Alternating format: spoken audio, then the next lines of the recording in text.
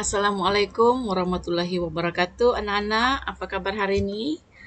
Cikgu Mama harap hari ini anak-anak telah bersedia untuk meneruskan lagi pelajaran kita pada hari ini setelah beberapa hari kita telah bercuti dan hari ini kita masih berada di bulan Syawal. Cikgu Mama harap anak-anak sehat, ya, sehat pagi ini agar dapat belajar dengan penuh semangat. Boleh ya anak-anak? Okey, baik. Hari ini kita akan masuk seperti biasa bahasa Melayu tahun 3. Okey, Cikgu Mama harap semua anak-anak akan fokus ya, beri tumpuan ketika Cikgu Mama mengajar. Boleh ya? Baik. Hari ini kita masuk dalam tema 3 iaitu keselamatan.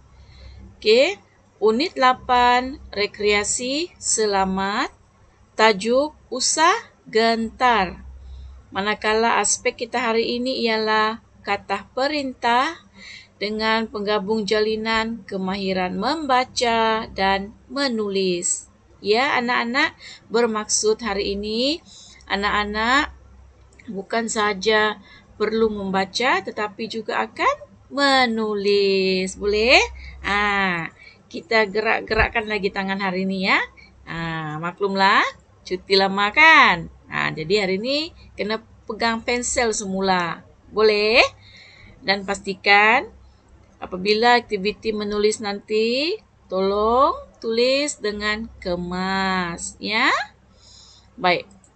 Ini dia. Hari ini standard kandungan kita iaitu 5.1, memahami fungsi dan menggunakan golongan kata mengikut konteks. Kemudian standard pembelajaran kita hari ini ialah 5.1.4 iaitu memahami dan menggunakan kata tugas mengikut konteks. Dalam kurungan 5 iaitu kata perintah. Maksudnya hari ini kita akan fokus tentang kata perintah dalam tajuk usah gentar ya, usah gentar. Okey, baik. Ini dia maksud Mama tadi. Anak-anak, sila buka muka surat 51. Tengok. Tadi saja Cikgu Mama telah sebut salah satu kata perintah. Apakah itu? Nanti anak-anak ingat balik apa yang Mama sebut sebentar tadi. Ya, Mama kata sila buka muka surat 51. Nanti kamu akan jumpa muka surat ini. Ya, iaitu kata perintah dengan tajuk usah gentar. Ya, boleh anak-anak? Baik. Nampak kenapa ada kereta lumba hari ini bergerak-gerak? Okey. Seolah-olah kereta lumba ini sedang mengikuti satu perlumbaan kereta. Kenapa? Kita akan tengok selepas ini. Baik. Kita masuk dalam aktiviti 1. Kita perlu baca dan fahami dahulu teks ini. Ya, ini aktiviti 1 kamu. Baik, kita sama-sama baca, boleh? Okey. Hanif menyertai perlumbaan pedal go-kart. Hanif ditemani oleh keluarganya. Sementara menunggu perlumbaan bermula, mereka berbual-bual. Ayah, Hanif, kamu jangan gementar. Ayah harap kamu dapat berlumba dengan tenangnya. Hanif, usahlah ayah risau. Doakan semoga saya berjaya. Ibu, Hanif, sila patuhi peraturan perlumbaan. Ibu minta kamu berusaha bersungguh-sungguh. Kamu mampu menjadi juara. Hanif. Baiklah ibu, saya akan mematuhi nasihat ibu. Ibu, di situ ada ruang kosong. Kan? Kemaskan ikatan topi keledar saya ini. Ayah dan ibu juga ada ruang kosong di situ. Duduk di sana. Kerusi itu disediakan untuk ayah dan ibu. Baik anak-anak. Inilah sebenarnya yang kita mau belajar hari ini, yaitu tentang kata perintah. Ya, kata perintah.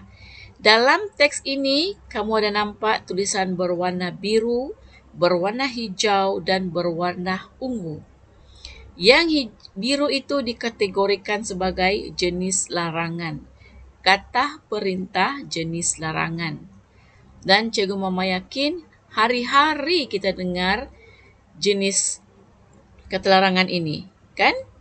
Terutamanya di rumah, apatah lagi sepanjang kita PDPR ini kan? Apakah itu jenis larangan? Nanti kamu akan lihat di sebelah nih.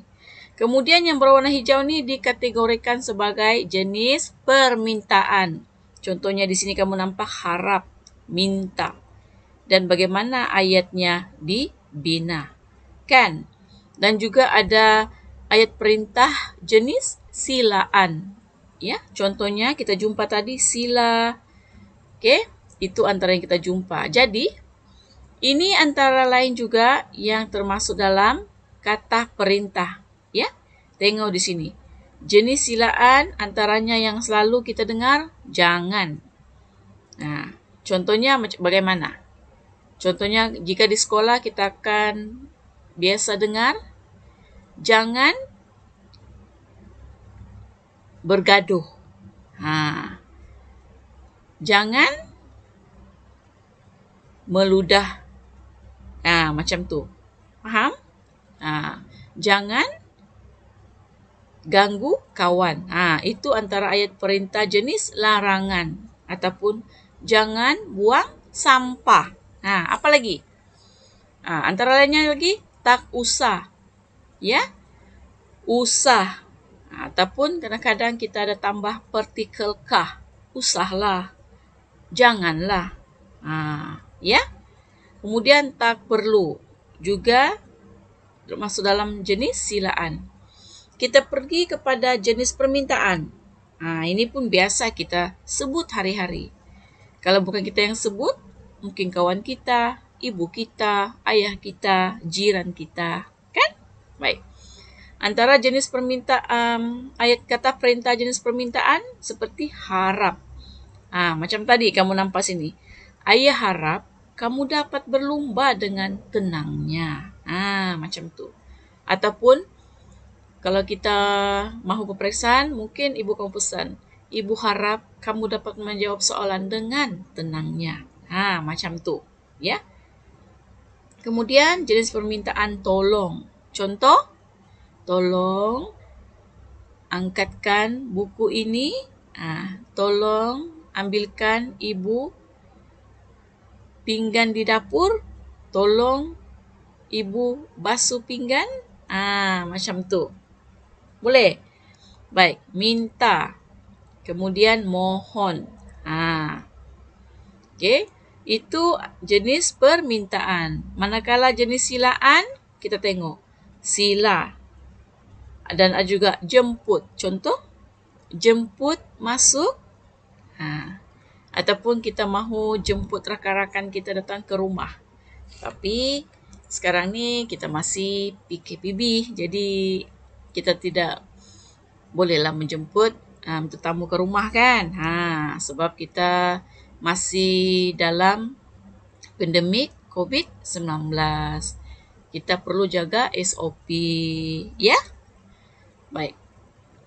Jemputlah datang ke rumah saya. Sila masuk ataupun silalah duduk. Macam tu. Boleh? Okey? Jadi ini aktiviti 1. Pastikan baca dahulu, kemudian fahami teks.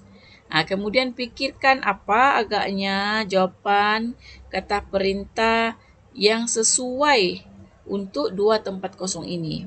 Okey, boleh berbincang dengan ahli keluarga, ya.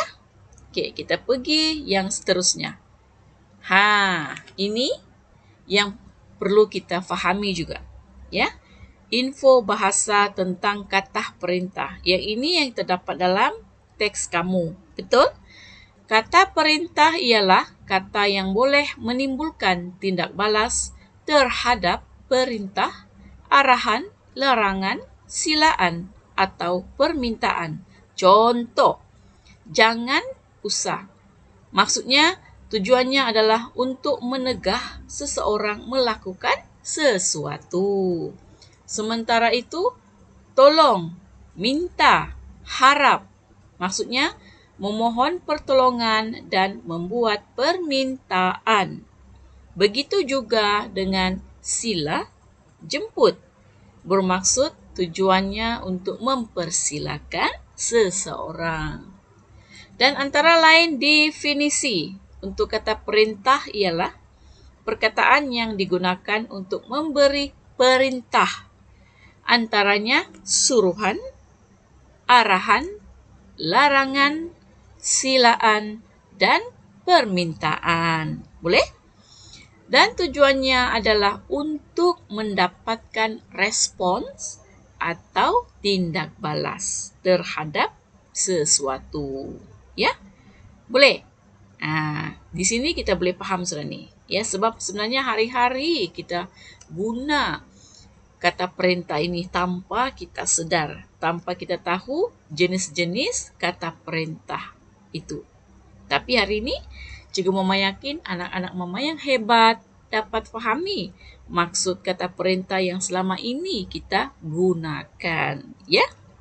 Jadi, maksudnya selepas ini, kita bolehlah menyebut kata perintah itu juga secara bertata susila. Walaupun merupakan kata perintah, tapi mesti kita ucapkan secara bertata susila. Boleh? Baik, jadi aktiviti yang sebenarnya kamu kena buat hari ini ialah ini. Kita masuk dalam aktiviti 2. Ya? Melengkapkan ayat dengan kata perintah. Okey, anak-anak ambil buku tulis, kemudian buat macam yang Cikgu Mama tunjuk. Boleh? Contohnya, di sini ada 10 ayat yang perlu kamu lengkapkan dengan kata perintah. Ya? Contohnya ini tempat kosong, apakah kata perintah yang sesuai? Senyap. Boleh agak sudah kan? Apa jawapan di sini kan? Nombor 2, makan. Apakah kata perintahnya? Nombor 3, ke sana, Puan. Kemudian nombor 4, diam sahaja. Nombor 5, benarkan dia keluar. Nombor 6, tuan-tuan tunggu sebentar. Nombor 7, bimbang, kamu pasti berjaya. Tahu apakah kata perintah di sini? Mesti kamu tahu kan? Nombor 8, kamu dapat menjelaskan bayaran dengan segera. Nombor 9, biarkan adik kamu berjalan seorang diri. Kemudian 10, beredar dari tempat ini sekarang. 10 ayat ini perlu dilengkapkan dengan kata perintah yang terdiri daripada pelbagai jenis tadi kan? Jadi, kamu lihat semula.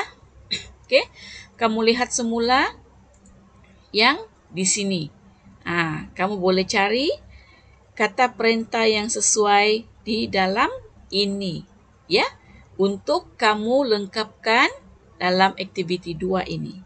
Boleh anak-anak? Boleh. Cikgu Mama yakin anak-anak Mama yang hebat ni semua boleh siapkan tugasan hari ini. Boleh? Okey. Tapi ingat, tulisan mesti kemas. Ya. Ayat jangan ada yang salah. Okey. Jangan campur aduk huruf besar dengan huruf kecil. Pandai pun ingat pesan Mama. Boleh?